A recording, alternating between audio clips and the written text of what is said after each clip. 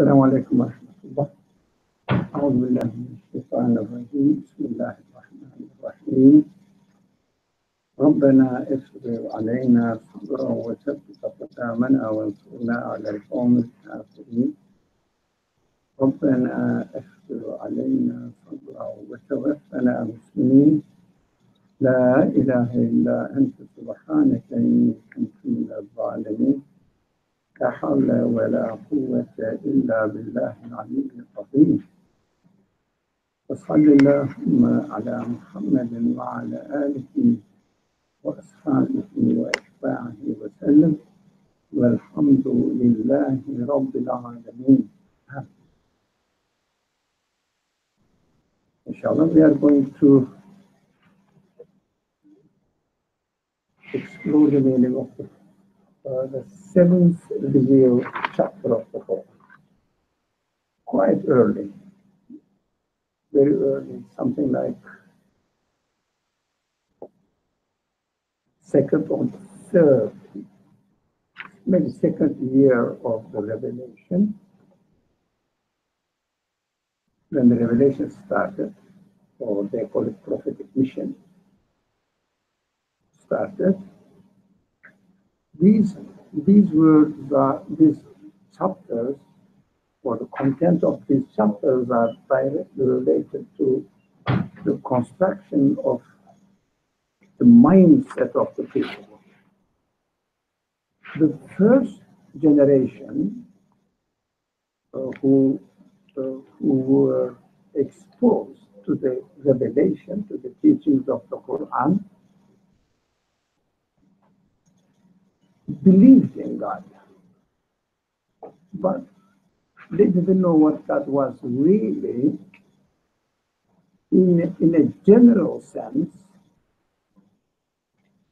their idea of God was the creator of the universe and nothing more. But most of the people of this age also believe in God in this way. The creator of the universe, and that's it. So they believe that, they don't deny it, but the relevance of this belief to their real practical life is not really considered under this belief, because this belief of God as the creator of the universe, something like, I liken this to a very simple example. It's a very simple example. I don't like complicated examples, and I don't know complicated examples anyway. For example, if I ask you, or if you ask me, I would say the same thing as you would say if I asked you, does this building have an architect? Do you deny it? No. But definitely, it is built by someone else. It didn't come into existence by itself, cannot be. It is impossible to claim that this universe came into existence by itself. Accidentally. Impossible. It's a very simple building as compared to the universe, cosmos, which is impossible to compare, something uncomparable. But as simple as this building, for a human mind, free-thinking human mind, it is impossible not to say that it might have developed into this form, although it is so simple as compared to the other creatures, the other beings of the universe. In the course of time, say 10 billion years, you can imagine the biggest number. Would you believe? Really? Is it possible that this building has become as it is as a result of 10 billion years of development or evolving? Is it possible for your human mind? Freely thinking. Is it? No. But so simple might have happened that the sand might have been thrown or dragged by the strong wind storms, and the cement happened to be in the perfect proportion. Accidentally, but think of 10 billion years, man. It's not a short time. Accidentally happened to be, and columns, windows, frames, floors, carpets fit exactly as it is now, accidentally. It's impossible. So to believe in God is always almost inevitable. Don't think that some people speak on the TV screens and say that everything came into existence by. They don't say came into existence. But watch out for their language. They say the things exist as they are.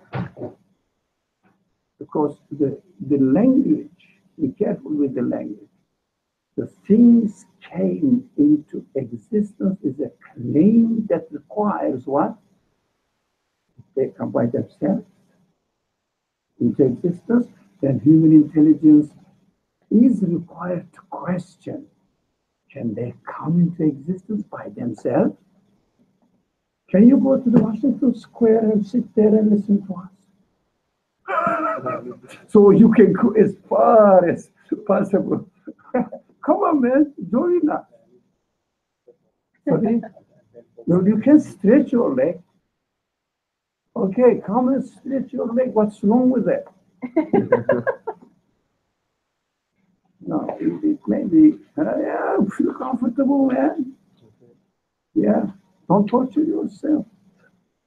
So we are not created to torture ourselves. To enjoy your being. So it is good. Okay, thank you.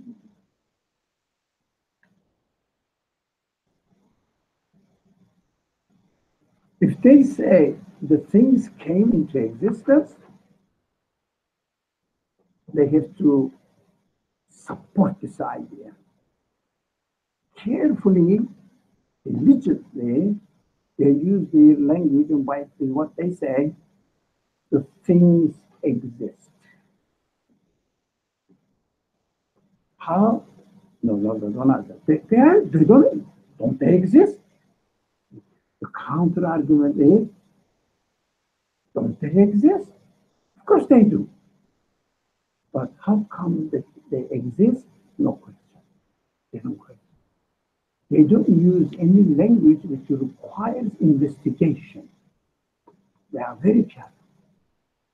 They don't even say that, for example, matter A is causing matter B. They use this language, but they never refer to the source of their existence. They never use any language. If you are very careful, they never use any language which will prompt people's mind to come up with another question. How come it happened? If you are careful, they are very, very careful not to go into the problem of existence. Okay. That shows that even, I would say, those politically minded people, they have a political agenda. They make programs and money as well. They make good money for each show. That's very good money. That's their income. Okay. Profession, all right. But this profession is not an honest profession. Cheating. Anyway, they go in, on the podiums or screens and say something, but I feel that, of course, whether they will admit it, confess it or not, I have no idea. I feel that people, they themselves don't believe. I feel that he's just making it up, trying to justify their attitude as opposed to believing in the Creator. Anyways, to believe in God almost innate for every human being, because our mindset or our minds are set to understand this. But for everybody like me, I think about it and I find it so easy that there must be a creator. So easy. There must be a kind of creator who gave existence to this universe. Okay. The first audience of the revelation were also believers. They believed in God. But this God had nothing to do with their life. And also, they had no concept of the cosmos, the order of the cosmos, whether it is static, it is dynamic, it can change, or it can be destroyed. They didn't have any idea about it. That is why in their minds, the first audience, in their minds, they did not have any concept of being resurrected after death. They just said, we die and that's it. So the Creator, not only to the first audience of the revelation, to everybody, this is how we are in general. If we are not reminded, we don't concentrate on the subject. We live in this world. We know that we are going to die. No one can deny this. We may adjust our life so that one day we will die, we will get old, and we will be needy, get ready for our retirement, etc. We know all of this. And we will die, but we don't go beyond death. We don't question beyond death. We don't question beyond death. Don't say that as Muslims we believe in Muslims. We believe in resurrection, but this belief is so abstract notion that it doesn't have much effect on our life. Only it may have an effect on our life as far as the ritualistic responsibilities are concerned. Because in the religious rhetoric, they were so much emphasized that, look, you will be taken into account for your prayers, fastings, zakat, giving to charity, this kind of thing, yeah? Telling a lie, cheating people, this kind of thing. So ritualistic responsibilities are taken into account as far as the life, but possible life after death. But as far as this building is concerned, as far as my lifestyle is concerned, I appreciate that. You are in time. Well, so as far as my lifestyle is concerned, this belief in the resurrection after death does not affect. You see the difference?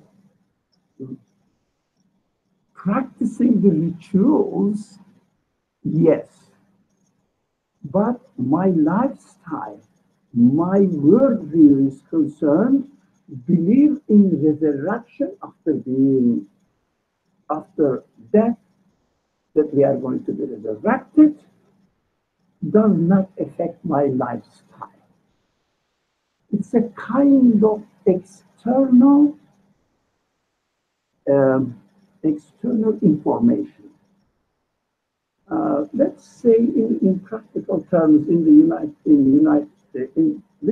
States, you have to pay tax, right? Even if you don't have any income, you have to. What did they say? Tax return. What do you do? You have to prepare. They don't prepare. File tax return. Thank you very much.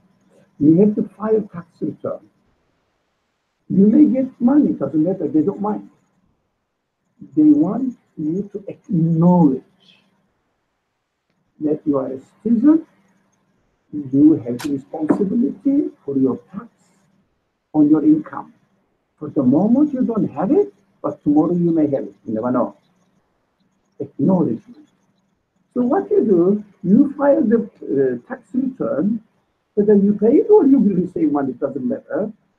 But it doesn't affect your life. It doesn't affect your worldview. Do you understand the difference? No. The eyes tell me that you don't really grasp what I mean. It means I could not express it properly. Now then, well, I think we have to pay attention to the worldview. Who am I? What am I expected to do in this world? What is the nature of this world? Is different from performing rituals or filing your tax return. For example, you say that here I'm living in this world and I have to file my tax return. That's it. But does it affect your worldview? No. Check the worldview. For the moment, for example, at any moment, I am here, every moment is going into where? Into the next type of creation. Accordingly, I will build up my future. A typical example, I give the same example, and make it simple. Every moment you go to class, unconsciously, but you are aware, but you are a student, you are in a college, every day you go to 1 to 3 classes, but you go to the class and come back, but you know that as a result of the learning process in the class, your final degree will be according to your success in class. It means how much you learn. But you are aware of it. If you miss a class, it comes to your mind that, look, I missed a class and I didn't learn this, and either finals or before finals, my mind is what the midterm exams. You may fail. It is with you. As long as you are a student, you attend the class. This consciousness is away. But this is an example. When it comes to our real life, practical life in this world, belief in the resurrection or transience of this world is not essential. It is dependent. It is transient, ephemeral, transient. It is not essential, the nature of this world. So my existence is not essential. Do you understand? As long as I am given existence, I exist. Otherwise, I don't. I have no reason to say that I will exist tomorrow. Not I will live tomorrow. It's different. And they say there may be an accident and you may die.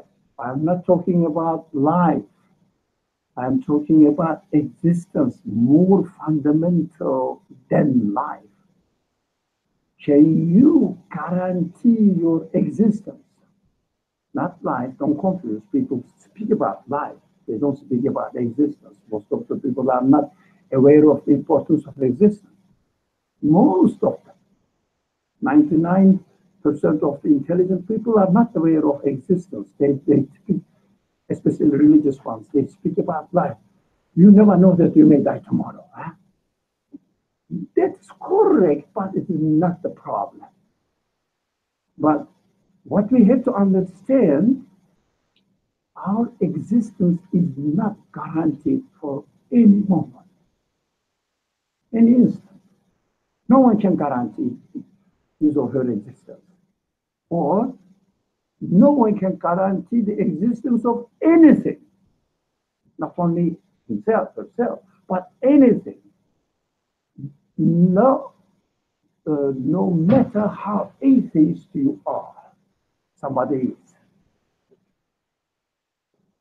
Doesn't matter. Doesn't matter. No one challenge this to any people who may say that I don't believe in God or something. It's superficial people. But you can challenge them. Can you show me any evidence? This is the subject of the chapter where we are going to study, the fundamental subject of the chapter study. So, can you show me any evidence, any sign in the universe which guarantees the existence of anything for the next moment? Believe me, not believe me. Investigate it, feel free. Don't believe me. Investigate it. Ask the most notorious atheist man. Show me one evidence that the existence of one thing is guaranteed because of this. But they say they are very simple-minded. They're superficial thinking people. But they say it has always existed, so we hope and we expect that they will continue to exist tomorrow. Any evidence? It has always been existing. That is the evidence. But show me one thing which necessitates the existence of one thing for the next moment. Look, but be careful, it is very serious. This question, none of the materialist people, atheist people, but believing people don't think. Atheist people can show one evidence. None. I investigated as much as I could. No one can say. Right? Because of this reason, tomorrow we will exist. Nothing. No one can show anything. So, this is the worldview that we have to carry with us. That this universe exists just because it is willed to exist by the one who willed the universe to exist.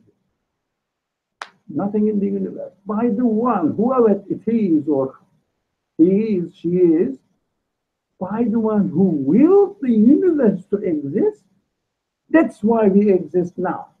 The next moment, there is no guarantee, except if the one who willed the universe to exist wills again the universe to exist tomorrow. Do you understand the logic? Now it is absolutely, you can challenge any atheist person on this matter. No, they cannot come up with a counter argument. They may make some sort of apologetic explanation saying that, come on, religion is causing lots of trouble and wars between people. Let's get rid of religion. No, I'm not propagating religion. I'm not saying anything about religion. I'm just saying, how do you explain the nature of the existence of this one? So this is lacking in the minds of the people in general, including myself. Not alive, not effective. But intellectually, I know it. But while I am living, it must be effective in my life. As it is now, it was the same for the first audience of the revelation, Quran. They didn't have this concept of the nature of this universe is transient, not stable. Nothing can guarantee the existence of this universe. So the revelation started to introduce the people first, not God. It's very interesting. Not God, not believe in God. No. It is so innate. There is no need to talk about it much. Believing in the creator of the universe is so simple. Don't worry about it. No one can deny it anyways, except political reasons. They may deny. But the nature of the existence of this universe is not settled down in our minds, in our consciousness, in our feelings. That is why the first chapters of the Quran, first revelations of the Quran, tries to teach the people that this universe is not stable. This universe cannot sustain its existence by itself. This universe is so fragile in its existence that any time it can be destroyed. No one can guarantee that the sun will rise tomorrow. No one can guarantee that the world will rotate on its own axis tomorrow. No, there's no reason. They say this is natural like this. What do you mean by it? They cannot explain anything. So feel free, really feel comfortable. Try to teach yourself, remind yourself, including myself, look, this world just happens because it is willed to happen by the one who willed it. Otherwise, it itself cannot sustain its existence. As we said previously, it is existence, the existence of this universe is not essential. We understand the word essential. Really? Really? Within its essence, within its own self. Ask yourself, can you guarantee your existence? Do you have anything to guarantee your existence? Yes. If you are given existence, you have, for example, you are born some years ago in some part of the world. Did you know what was going on? I don't know. You keep saying that I am from somewhere. She didn't know really what was going on. You were created there. You were given existence there.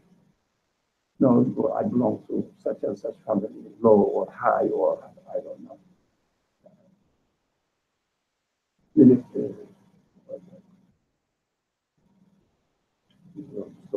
my mind. Okay, forget about it.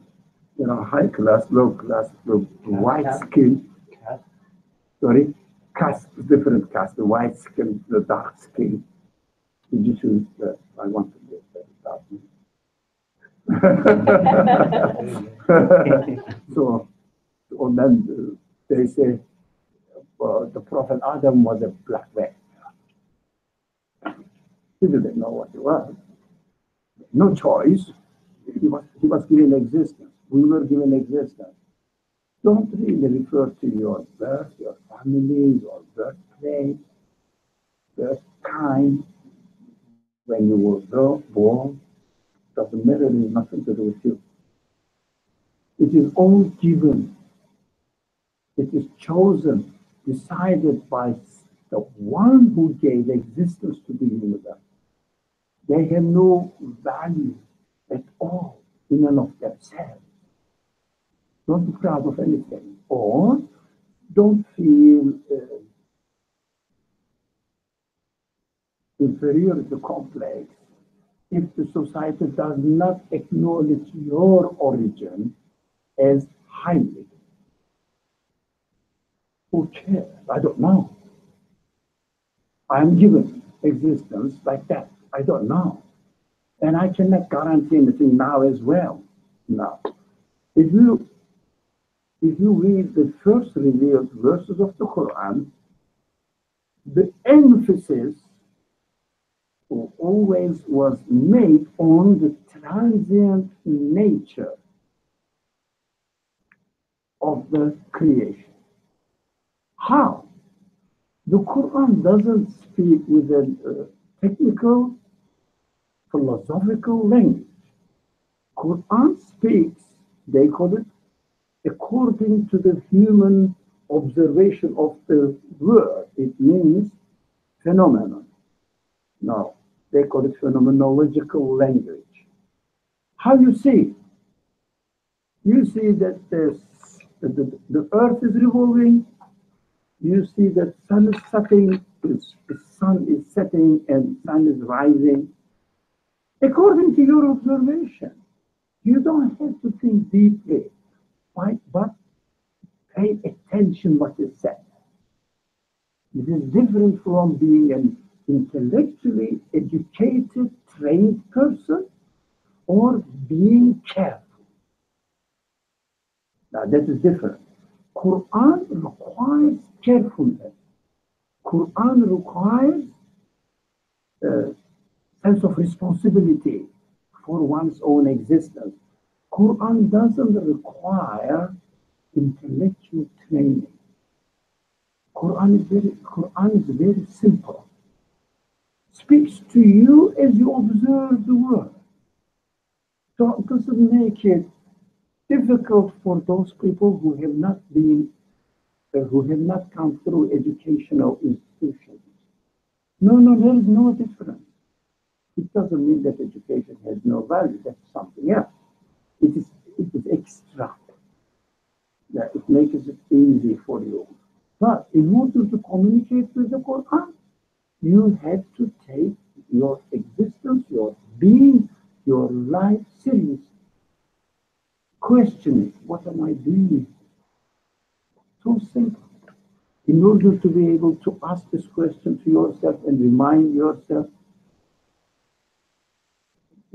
what am I doing in this world? You don't have to be a medical studies or medical school graduate or, I don't know, some engineer. You don't have to. Just be a human being. Too simple. So let's look at the language, simple language of the Quran. What we have to know that what is going on, reconstructing the mind, perceptions of the minds of the people. How do they perceive the world? Or how should they perceive the world? The very simple language. Look at the first word. And then anybody can read the origin. Come closer, man. Why do you look crazy? It's a very big bench. Okay? Sure. إذا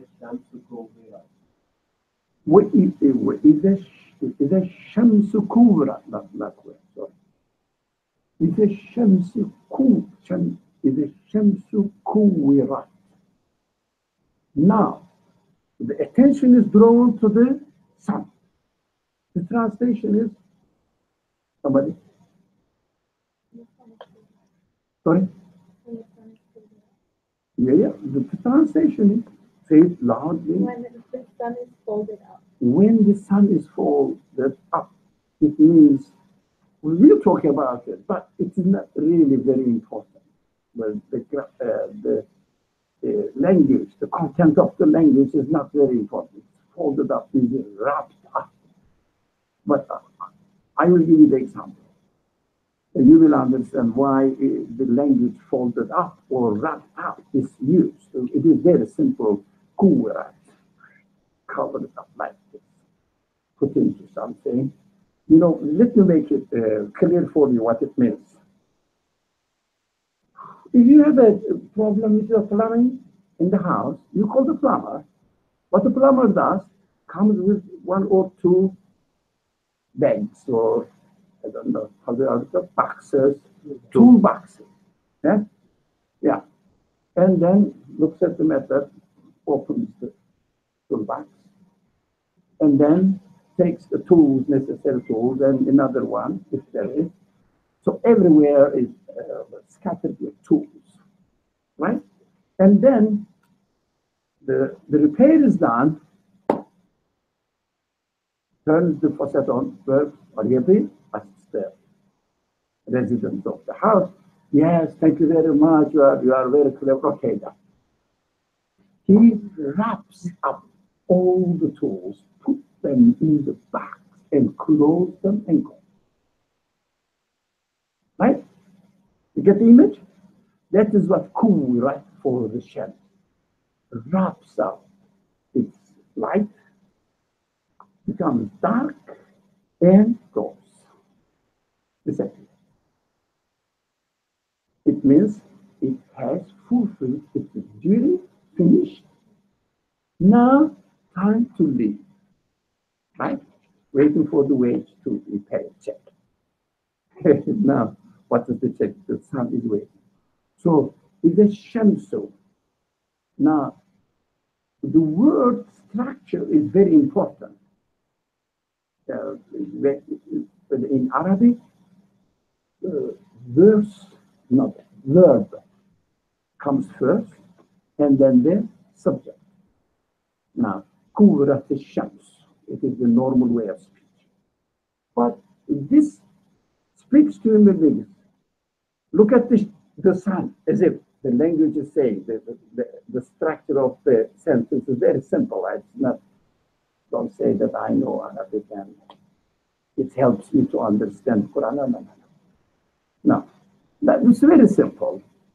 But where I pay attention to, why the language is like this and how it is related to my reality. As we said, you don't have to be an intellectually educated, trained person to understand the Quran. Now, but you have to be a responsible person. Responsible for what? Responsible for your future? No. For your family? No. For your parents? No. Responsible for your existence. Excellent. For your existence, what does it mean? Right? If you have this consciousness, everything is fine. If you say, I'm a religious man, I have to do something for religious responsibilities, then you miss the point. So really you miss the point. So responsible for your existence. What does my existence mean? Be careful there. Now, if you have this consciousness or awareness, the Quran says, "Washamsu, إذا الشمس the when.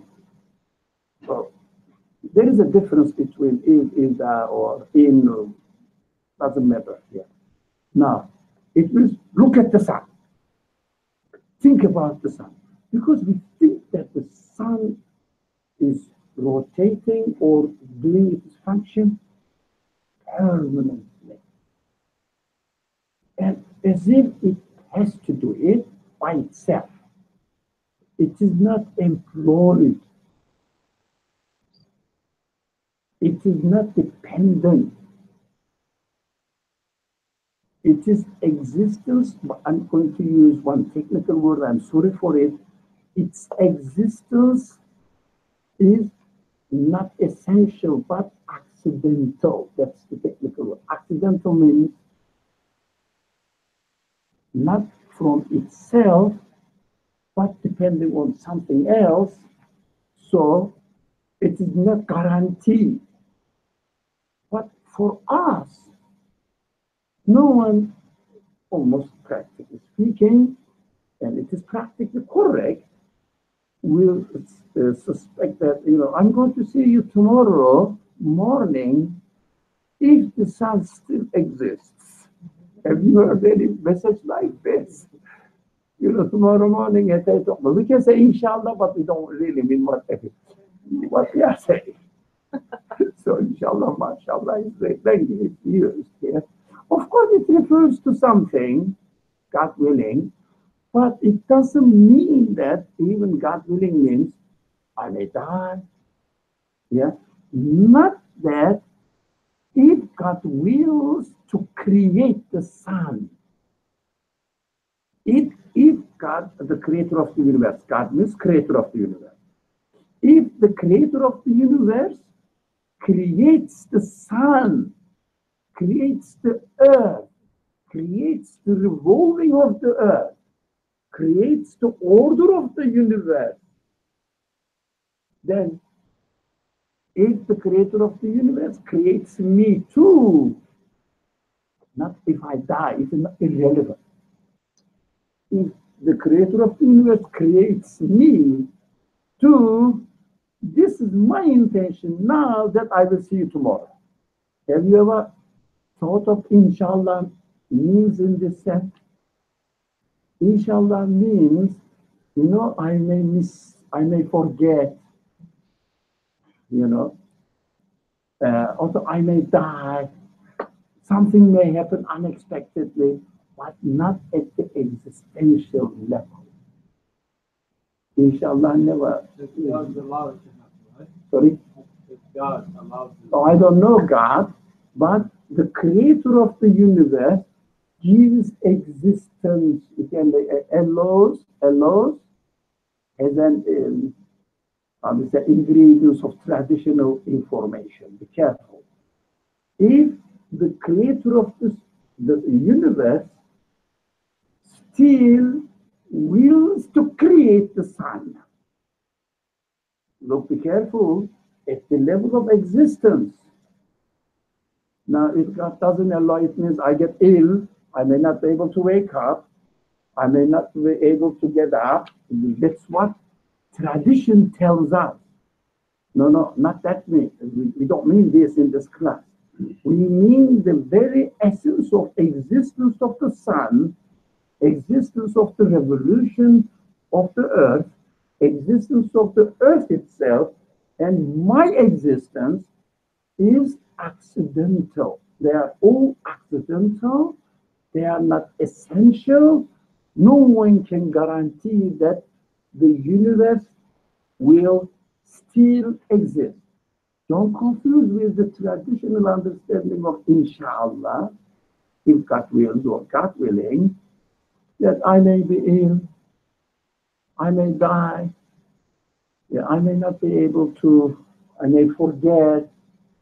Now, not in this sense at all. So, look at the sun, and it is going to be wrapped up. It means it may function, it may fulfill its function, and can be taken away from existence. because the sun itself cannot sustain its existence. Have you ever thought of looking at the sun and then the sun itself nowadays? No. Looking at the sun and say, it doesn't really guarantee its own existence by itself. Neither its order. No one can guarantee the order that the sun is created within this order. We have to think about the word at this level. So Qur'an is, if you like, training the minds to prepare them to understand that this universe is totally dependent on the will of something else. Nothing can guarantee its existence. Again, I have to repeat, in the culture, we keep saying that, we keep hearing, and also maybe ourselves saying that no one can guarantee that tomorrow you will be alive. This is not the point of the Quran. The secondary. The main point is no one can guarantee the existence of anything, including the existence of the order of the universe. No one can guarantee the existence of the order of the universe as it is and existence of the things as they are. This mindset is being enforced in the minds of the people that usually these people ignore this reality. We don't have to be the first audience or the primary audience of the Quran. When you read the Quran first time, you are the primary audience of the Quran. You don't have to go back 1400 years ago. Right? When you first read this word now, today, when the sun is folded up, you are the primary audience of the Quran now. Think about it as it emphasizes on the point. And reconstruct your mind accordingly. It is beautiful. It doesn't mean that you will say that my existence is not guaranteed. Why should I bother about anything? It doesn't mean that. Because as your feelings are created, you have to bother about everything. You have to get ready. You have to prepare yourself for a profession. You have to prepare yourself for your worldly responsibilities. But with one condition, that you must be aware that this universe is totally dependent on the will of the Creator. You exist because He willed that you exist. He willed to create you, to give you existence. Have you ever occurred to you? Okay? Because I exist. Because the Creator of the universe willed me to exist as I am now. Otherwise, I won't exist. Not I will die. I won't exist. I have no guarantee to exist. It's very interesting. From the foundations, we understand that I cannot claim anything for myself. You get it? Why? I am totally dependent. I'm totally dependent. But it doesn't mean that I cannot guarantee anything. It doesn't mean that I should have no responsibility for my life as long as I am given existence. That is a different subject.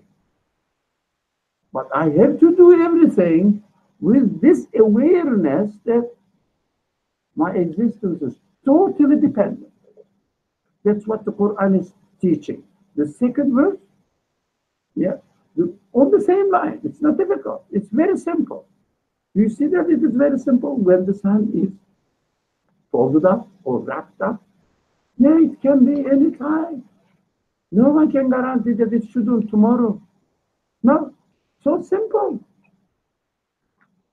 Question, any concern? Yeah, I think you wanted to do something else. For a conversation like this around the creator and what is to be created out of our lens, Or, our lens, our perspective, I think, from our point of view, yeah. should we be discussing this in the present tense? I don't know if the creator will create the sun tomorrow, or from the perspective of recognizing that, like we discussed 2 weeks ago, the creator exists beyond time, meaning And space. and space, meaning I don't know if the creator has made the sun exist tomorrow. The creation has or hasn't happened already. We just don't know. No. There's a difference, right, in understanding whether there's an intention by the creator or a determinism by the creator, in a way. Now, the problem is a good question. It's a common question.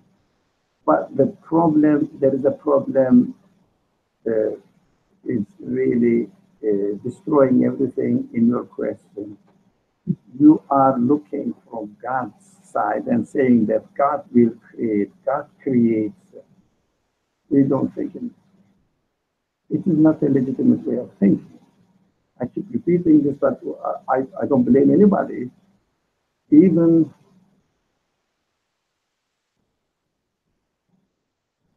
I think we knew each other for 9 years or 10 years. 10 years. For belief training, take my word and think about it. 10 years is enough. Don't get disappointed. Every day you will go step by step. In order to become an engineer, you study 25 years, 20 years. Right? But if you say that, oh, in 20 years I will go to school and come back, come back and take exams and go attend the classes that, oh, 20 years coming through, I'm not going to do it. No, we say, well, I'm going to do it. And we pay for it. But when the belief system is not easy, for me also it's not easy. Nowadays I'm busy with something else, but every day I'm busy with this subject, with this kind of subject, and really heavily involved with them. Still, I need to make progress. I feel that. So we look at the sun. The verse says it's very interesting, especially in the first revealed chapters of the Qur'an, especially in the Meccan period. It means 13 years of the prophetic mission. This language, God does this, God will do, is not the prominent language. Here, look at this language, how neutral it is. When the sun is folded up, no agent mentioned. But what is inferred, sun cannot guarantee its existence by itself. Sun cannot guarantee the order that it is following by itself. So you have to say, so it cannot, since it cannot guarantee its existence by itself, who is doing that? What is the actor? What is the agent behind it? That is what we have to ask. Is a normal human being, not educated human being. It's a normal human being. Use your human capacity, you will understand. So the language is so neutral. Yeah, saying that when the building is built, like that. Not saying that an architect has built the building, will build the building. No, no, there's no agent. No. So what is the significance of this? We cannot say that the, the architect is going to build or is building or built last year. Built last year. Or we are not talking we are not talking about the agent. We are talking about the outcome. What is observable for me in front of my eyes that I can experience what is going on myself. Look at the language. When the sun is unfolded. What does the sentence, what is the sentence inferring? Who will tell me? What is the sentence inferring? Very simple. Very simple. What is it? When the sun is folded up, what does it mean? What is the sentence saying, the verse saying? One, but okay, after you ask the first. You ask, yes, so first. What comes to my mind is folded up by what? What folded up? Yeah. What is the agent that's going to fold it up? Before this, what the sentence is teaching? The sun, Can't fold itself up.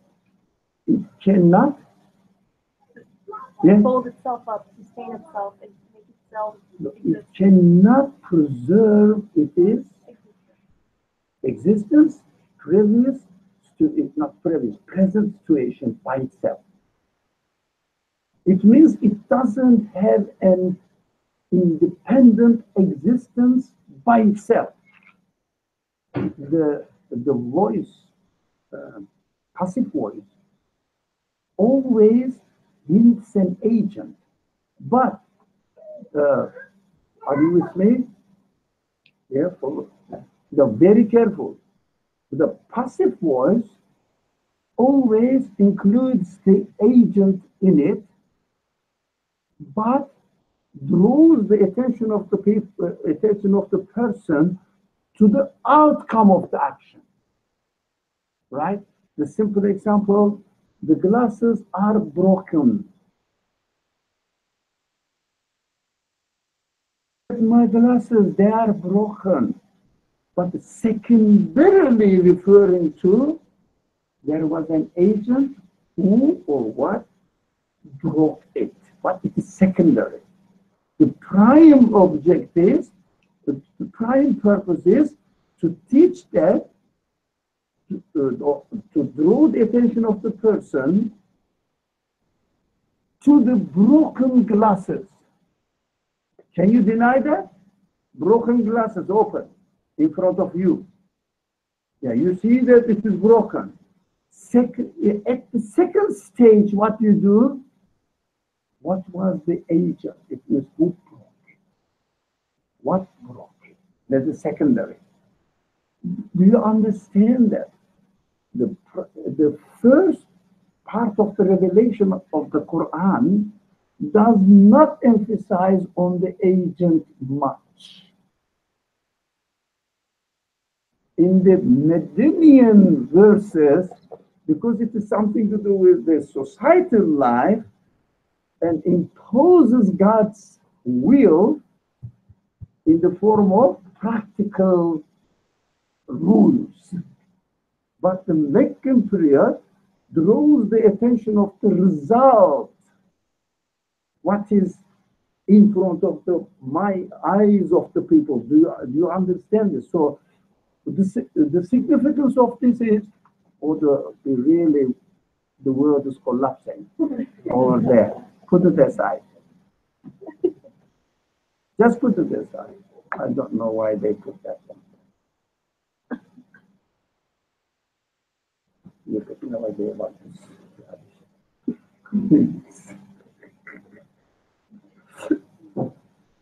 Yeah. You know that it is bidah. Yeah.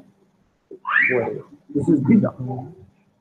No, in the prophetic mosque, there was no partition. But this is just made up religiosity. Anyway, that's I'm allergic to that kind of thing. So what you're saying Yeah, is yeah, good. we can only speak from our observations, Exactly. which are in the present. Now, that is our observation. What I see the sun. And I think it is permanent there. I think the order of the sun is permanent there. That's what I perceive at first glance.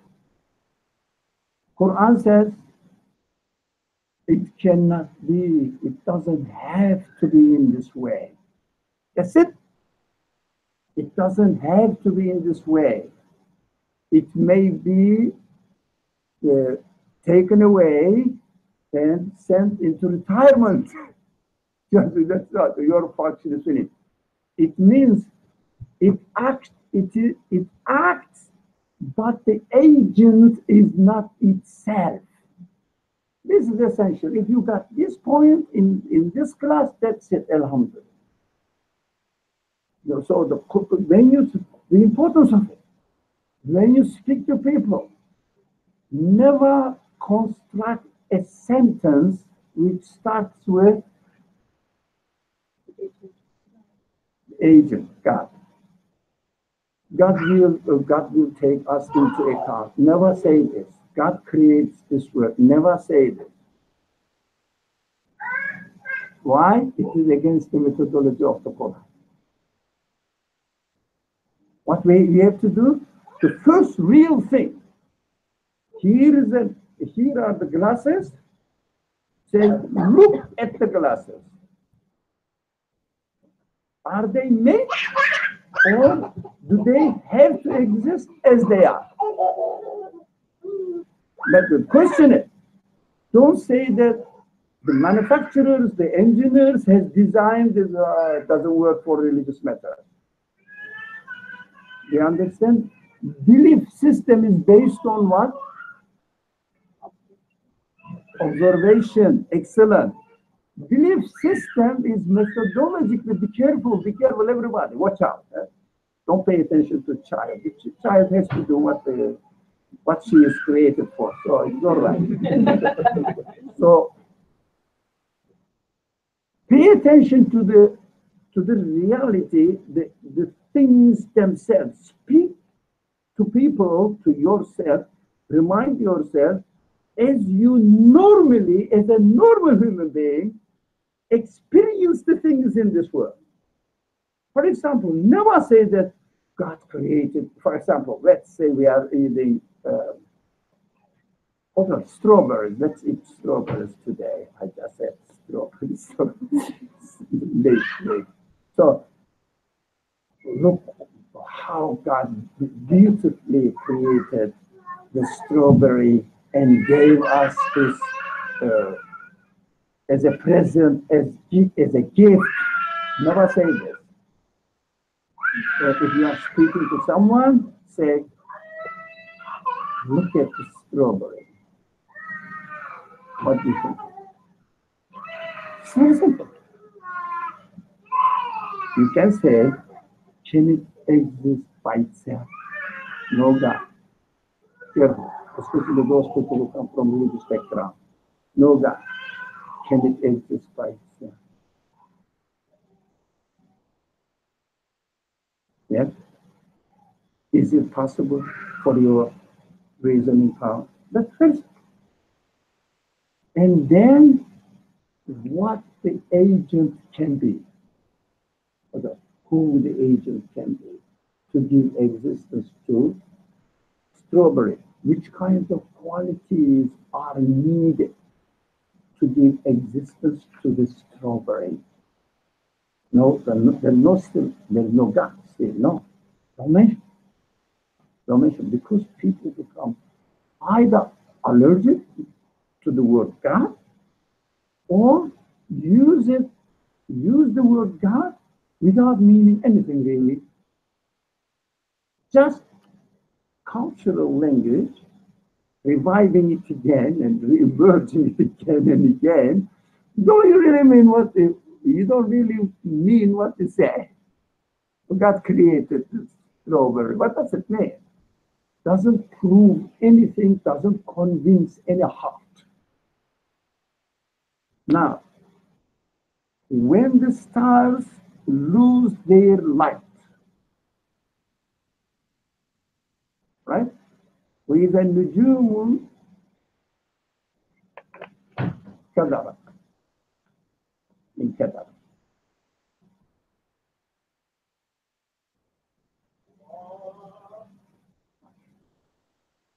So the same thing here. Look, the stars lose their light. It means what you see. So whether daytime you don't see them, or in their own reality, they cannot guarantee that they will give light. There is no reason for any humankind that the light of the star can or must exist tomorrow. There is no reason. If it is made, it is made. If it is not made, it doesn't exist. If it is given existence, the same approach, if you like, or the same understanding, same style, passive voice. In Kedara, passive voice. It's very important to me. So, very simple. Don't say God created the baby perfectly. What do you say? The baby exists in a perfect home. It is made perfectly. Where is the agent? No. That is the methodology of the Quran. So that you will search for the agent yourself. If you mention the agent at the beginning, in the beginning, what happens? It sounds as if you are repeating the cultural inheritance of a certain understanding of religion or belief. It means repeating the culture. It means, are you Muslim? Are you from, I don't know, Morocco? Or I don't know, somewhere. It's what I mean. Are you from, let's say, Iran or Egypt or something like that? Why? You said Allah. And some of us cannot say Allah either. So God. They have to say Allah. Most of us cannot say Allah alone, subhanahu wa ta'ala. If the person listens to you, it doesn't make sense. Oh, of course, in the mosque, it's okay. But outside of the mosque, we never use this language. Yeah? Don't say even God. Use always passive voice. Look at the tree. Do you think it exists by itself or it is given existence? Can it exist by itself or is it given existence? Do you understand the methodology? That's what the Quran is saying. Now,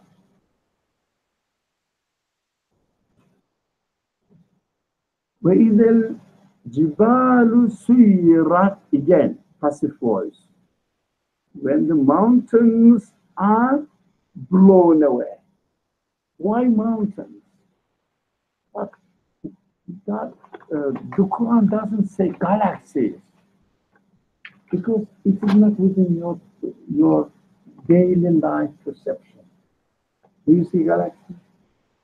And in New York, you don't see even the stars. Let alone galaxies. Yeah? Right? So, what do you see? The strongest element on the surface, not the buildings. You say the buildings 100 or 300 years later, they start deteriorating. You know, they need maintenance, something, but mountains, very strong, huh? Mountains. So, speaking to human perception, normal human perception, وإذا الجبال سيرت, again, passive voice, and what the human perception is attracted to, mountain. So what does it mean? Remind yourself and speak to people according to their simple daily life experience. Don't speak to them about the qualities of the particles. You don't see that. Right? We don't see that. We don't experience that. Don't speak about atoms. These are studied in the physics books or literature. What we have to do, as the Qur'an speaks, whatever the small thing, for example, the smallest insect, a fly, the mosquito, everybody sees it. It is wonderful. Look at the mosquito. It is more clever than you are. Really. It comes and takes the blood from not everywhere, from the dirt, the blood vein, and gets the blood and puts something there so you don't feel it. After you got the blood and flies away, you start scratching it, you feel it. Because the effect of the thing that it is perfectly aligned. It develops by itself. These people are crazy. So, really crazy. So the Quran speaks with the real, in terms of the real life. So don't speak to people something like, after you die, the angels will come and ask you, who was your Lord? Where are they?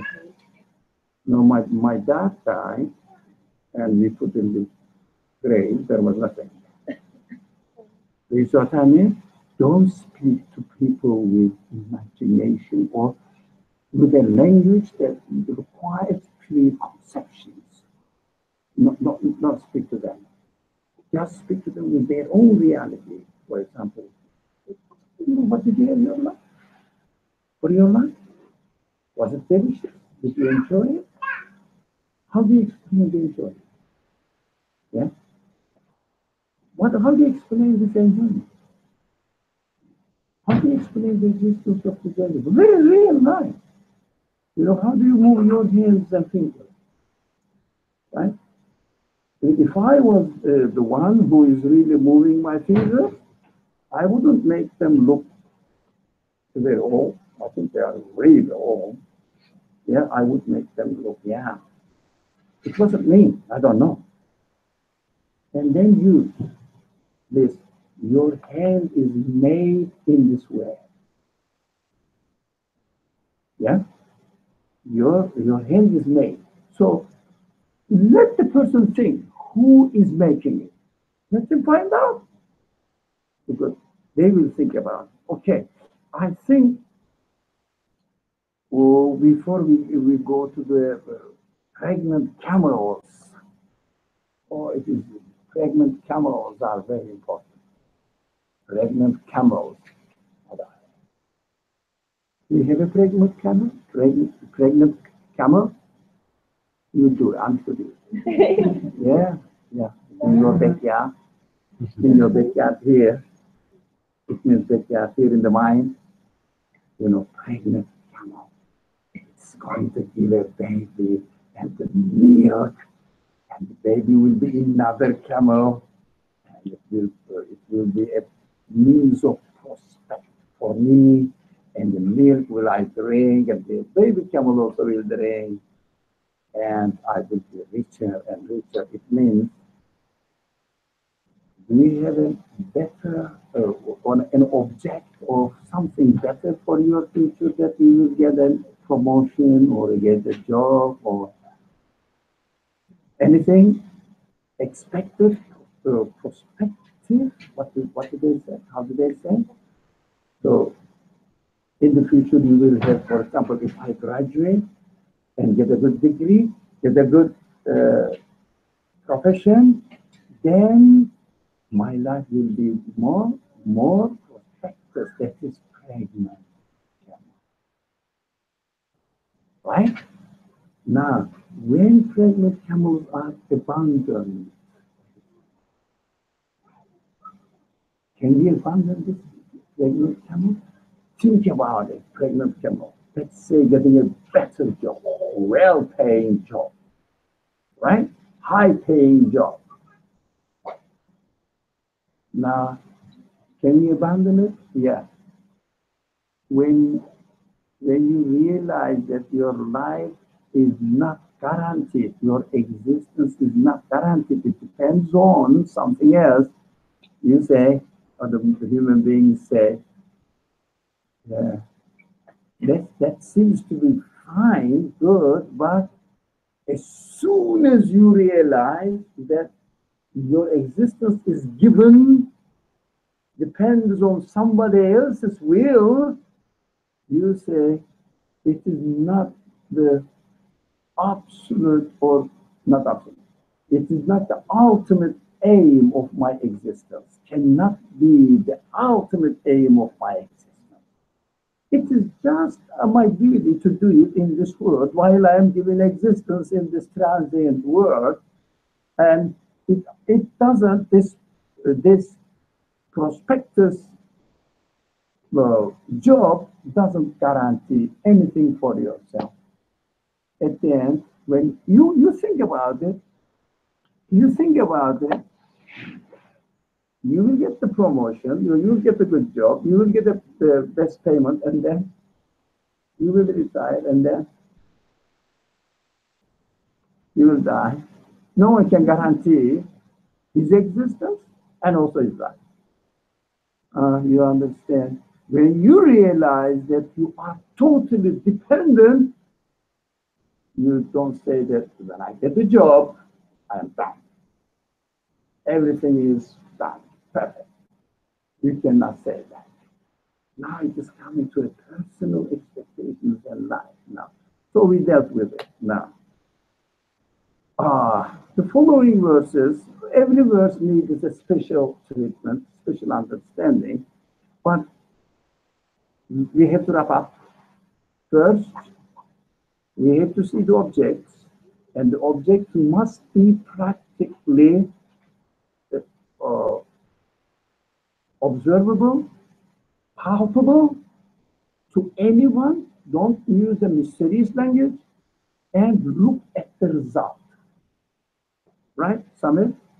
Always you yourself, I myself, should look at the result and speak about the result. Not God created the strawberry beautifully and presented to us. No, no, no, no, no, no, no. Look at how beautifully the strawberries are made. That's it. Right? That is the language of the Qur'an. That's the methodology of the Qur'an. That's what we learned today. So we need to establish, this is the second important matter, we need to establish the reality of our existence, not our life. When you establish the reality of your existence as transient, as dependent, it is easy to understand that your life is transient. If your existence is transient, your life is one aspect of your existence. Right? So first, this mindset of human beings, as they think that the world is permanent, it must be destroyed because it is a fake, it is a false understanding, baseless understanding. This existence is permanent as if by itself. That must be destroyed in our mind. That's why Quran emphasizes on these matters, describing how the things are dependent, and they are transient. Nothing can preserve its existence by itself or anything else in the universe. These languages usually understood and treated as the description of the doomsday, last day. We never referred last day to last day. Have you noticed that? When the time will come, look at the language, and the sun will be folded up. The stars will lose their light. I don't know, I have been living in this world for 6 to 8 years, and it's never happened. I understand? It's not the way of the language of the Quran. Don't refer it to a future event, eschatology or whatever they call it technically. Eschatological events. Never. Now. Do you understand? Now, what do you think? Can the sun preserve or sustain its existence right now? Is there any reason for you to defend this idea? Oh, that's what the Quran is teaching. Nothing to do what will happen in the future. But unfortunately, the culture refers to the future and kills the spirit of God. Unfortunately. So we should be aware. Okay, we summarized everything, wrapped up. Inshallah, we can continue, maybe more examples on the pregnant camels. And I will ask, what is your pregnant camel? What's your pregnant camel? Yeah? What is your pregnant camel? And to make it practical. And also, wild beasts are gathered. Why are they wild beasts? What does it mean? Yeah, inshallah, we will study next week this one. We'll start from here. السلام عليكم بسم الله الرحمن الرحيم سبحانك لا علم لنا إلا ما علمتنا إنك أنت العليم الحكيم وآخر دعواهم الحمد لله رب العالمين. Announcement, Saturday, if you can come in Woodhaven, inshallah. We are having halakat at 12 o'clock in Woodhaven. If you can come next Thursday, we will continue the chapter, which is methodologically very important. Assalamu alaikum.